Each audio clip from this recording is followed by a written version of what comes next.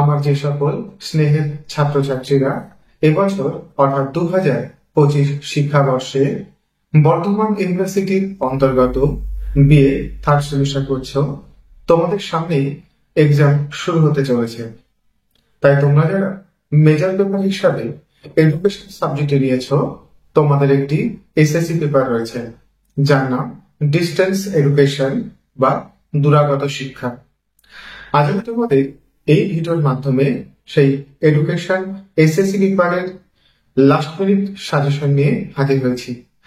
আমি তোমাদের আজকে এই ভিডিওর মাধ্যমে 10 এবং 5 নম্বরের প্রশ্নগুলি তুলে ধরব।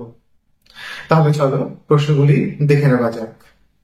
প্রথমে 10 নম্বরের জন্য যে প্রশ্নগুলি তোমরা করবে সেগুলি দেখে নেওয়া যাক। প্রথম প্রশ্ন, তথ্য ও যোগাযোগ প্রযুক্তি বলতে কি বোঝো? দূরশিক্ষার তথ্য ও যোগাযোগ প্রযুক্তির ব্যবহার বা প্রয়োগগুলি আলোচনা করো। তোমাদের এই প্রশ্নটি এভাবেও আসতে পারে, আইসিটি বলতে কি বোঝো? দূরাগত শিক্ষায় আইসিটির প্রয়োগ বা গুরুত্ব বা অবদান লেখো। পরের প্রশ্ন, দূরাগত শিক্ষায় কম্পিউটারের ব্যবহার বা প্রয়োগ বা গুরুত্ব লেখো। প্রশ্নটি তোমাদের এইভাবেও দিতে পারে, দূরাগত শিক্ষায় কম্পিউটার ব্যবহারের ক্ষেত্রে কোন কোন বিষয়গুলি বিবেচনা করা হয়। পরের প্রশ্ন, দূরাগত শিক্ষার সহযোগিতা পরিষেবা বলতে কি বোঝো? তা ব্যাখ্যা করো। অথবা প্রশ্নটি তোমাদের এভাবে দিতে পারে, সেলফ সাপোর্ট সার্ভিসেস বলতে কি বোঝো? দূরাগত শিক্ষায় সেলফ সাপোর্ট সার্ভিসের গুরুত্ব বা অবদান আলোচনা করো। পরের প্রশ্ন, দূরাগত শিক্ষা বলতে কি বোঝো? দূরাগত শিক্ষার সুবিধা এবং অসুবিধাগুলি আলোচনা করো। পরের প্রশ্ন, দূরাগত শিক্ষার নির্দেশনা পরিষেবা কেমন হওয়া উচিত বা এর প্রয়োজনীয়তা বা গুরুত্ব লেখো। এই প্রশ্নটি তোমাদের এভাবেও আসতে পারে, দূরাগত শিক্ষায় কাউন্সিলরের প্রয়োজনীয়তা বা গুরুত্ব আলোচনা করো। এবার চলো এখান থেকে তোমাদের গুরুত্বপূর্ণ 5 নম্বরের প্রশ্নগুলি দেখে নেওয়া যাক। প্রথম প্রশ্ন, দূরাগত শিক্ষার গুরুত্ব বা প্রয়োজনীয়তা আলোচনা করো।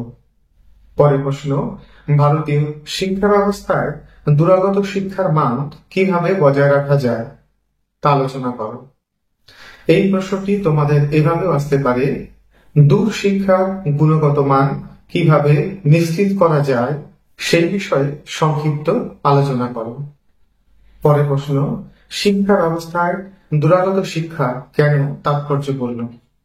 দেখো, এই প্রশ্নটির উত্তর তোমরা প্রথম যে প্রশ্নটি বলেছিলাম যে দূরাগত শিক্ষার গুরুত্ব বা প্রয়োজনীয়তা কি, সেটি লিখলে এতে হয়ে যাবে। কেমন? পরের প্রশ্ন, দূরাগত শিক্ষা ব্যবস্থা বলতে কি বোঝো? দূরাগত শিক্ষা ব্যবস্থার প্রকৃতি বা বৈশিষ্ট্য উল্লেখ করো।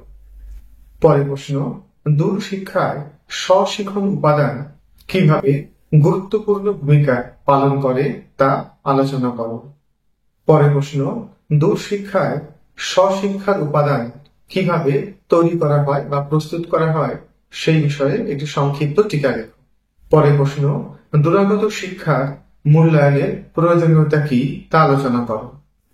পরের প্রশ্ন, ভারতে দূরাগত শিক্ষার বিকাশ সময়ের সঙ্গে সঙ্গে কিভাবে সংগঠিত হয়েছে সেই বিষয়ে আলোচনা করো। আরেকটি প্রশ্ন বলি, দূরাগত শিক্ষার সীমাবদ্ধতা বা সমস্যা আলোচনা করো।